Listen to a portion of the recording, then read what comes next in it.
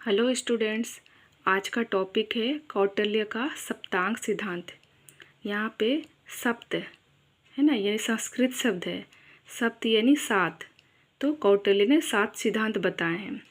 तो भारतीय राजशास्त्र के अंतर्गत मनु, भीष्म एवं शुक्र आदि राजशास्त्रियों के द्वारा राज्य की कल्पना एक ऐसे जीवित जागृत शरीर से तुलना करते हुए कहा गया है कि इस शरीर रूपी राज्य में राजा जो है सिर के समान है, अमात्य आँख है, मित्र कान, कोष मुख, दंड या सेना मन या मस्तिष्क है।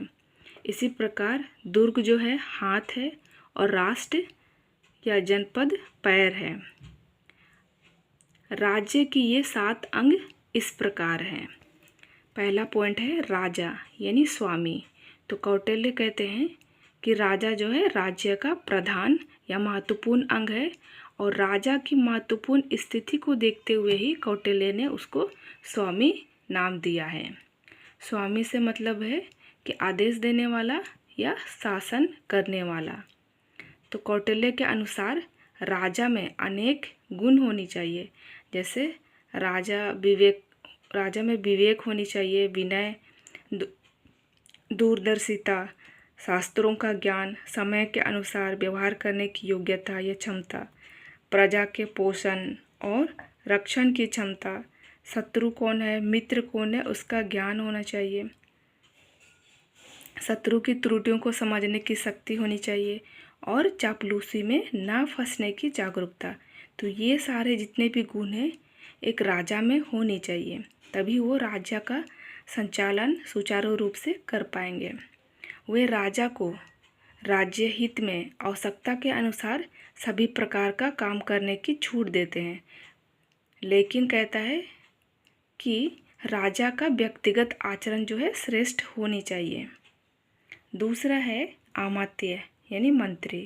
तो अमात्य के विषय में कौटिल्य कहता है कि कौटिल्य बताते हैं कि मंत्रियों और उच्च प्रशासनिक अधिकारियों को हम लोग अमात्य कह सकते हैं, और कौटिल्य मंत्री को सचिव भी कहते हैं। कौटिल्य के अनुसार राजा को चाहिए कि जो भी मंत्री बनेंगे वो निष्ठावान हो, योग्य व्यक्ति हो, उसी को मंत्री या अमात्य के पद में नियुक्ति करेंगे, और जो अपने जितने भी सहपाठी होंगे, सगे संबंधी होंगे और सिफारिश उन लोगों को मंत्री के पद पे ना रखें यदि वे इसकी पात्रता नहीं रखता हो। मतलब सगे संबंधी को हम लोग मंत्री पद पे दे देंगे, लेकिन उसे उस पद की कोई जानकारी नहीं होगी तो वो अपना काम को सही रूप से नहीं कर पाएंगे। कौटिल्य ने अमात्यों की निश्चित संख्या निर्धारित नहीं की है, मतलब कितनी होनी चाहिए मंत्री वो निश्चित नहीं किया है। वो कहते हैं कि राजा राजकीय कार्य हेतु आवश्यकता के अनुसार मंत्रियों की संख्या होनी चाहिए और उसी हिसाब से मंत्रियों को नियुक्त करना चाहिए आवश्यकता के अनुसार। तीसरा पॉइंट है जनपद। जनपद का अर्थ है जनयुक्त भूमि, और वर्तमान काल में जिसे हम जनता और भूमि कहते हैं। कौटिल्य ने उन दोनों को एक ही पद में सम्मिलित करते हुए उन्हें जनपद का नाम दिया है। कौटिल्य ने जनता और भूमि दोनों का अलग अलग वर्णन भी किया है। उनका मत है कि जनता जो है सरल हृदय वाली, निष्ठावान होनी चाहिए, स्वाभिमानी, संपन्न होनी चाहिए, और ऐसी होनी चाहिए कि जब कभी भी राजा कर लगाए तो उसका भुगतान या उसको चुकाना की क्षमता उसमें होनी चाहिए, और ना ही दबाव में बल्कि वो स्वेच्छा से उस कर को अदा कर पाए। जनता में शासक की आज्ञाओं का स्वाभाविक रूप से पालन करने की प्रवृत्ति होनी चाहिए। मतलब जो राजा है जो कह रहे हैं उसका पालन जनता करे। भूमि के विषय में उनका विचार है कि वह इस प्रकार से पूर्ण होनी चाहिए, जनपद पूर्ण होनी चाहिए।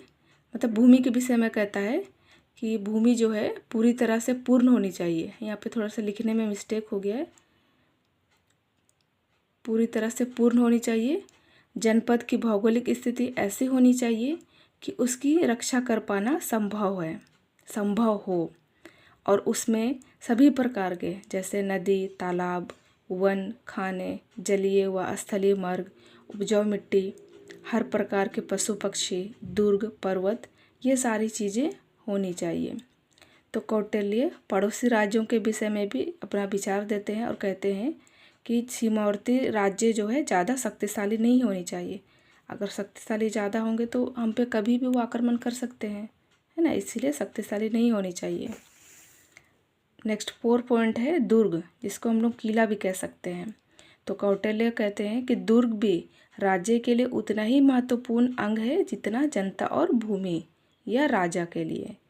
तो दुर्ग राज्य की रक्षात्मक शक्ति और आक्रामक शक्ति दोनों का ही प्रतीक है।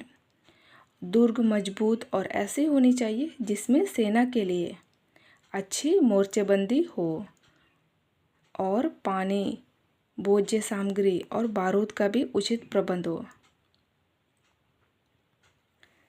यहाँ पे कौटिल्य दुर्ग के 4 प्रकार बताते हैं, जिसमें पहला है औदिक दुर्ग, जो चारों ओर पानी से घिरा हो। पर्वत दुर्ग, जो पर्वतों के बीच में हो। धनवन दुर्ग, जो निर्जन मरु प्रदेश में बना हो। इसी प्रकार लास्ट है वन दुर्ग, जो वनों के बीच में हो। तो चारों जो दुर्ग है इसका अलग अलग काम है। तो इसमें कौटिल्य कहते हैं कि औदिक दुर्ग या पर्वत दुर्ग राज्य की दृष्टि से उपयोगी होती है, और इसी प्रकार धनवन दुर्ग और वन दुर्ग का उपयोग राजा क्या करती है, जब स्वयं पे आपत्ति आती है तो उस समय वो उस दोनों दुर्ग में यानी धनवन दुर्ग और वन दुर्ग में छिपकर अपनी रक्षा करते हैं।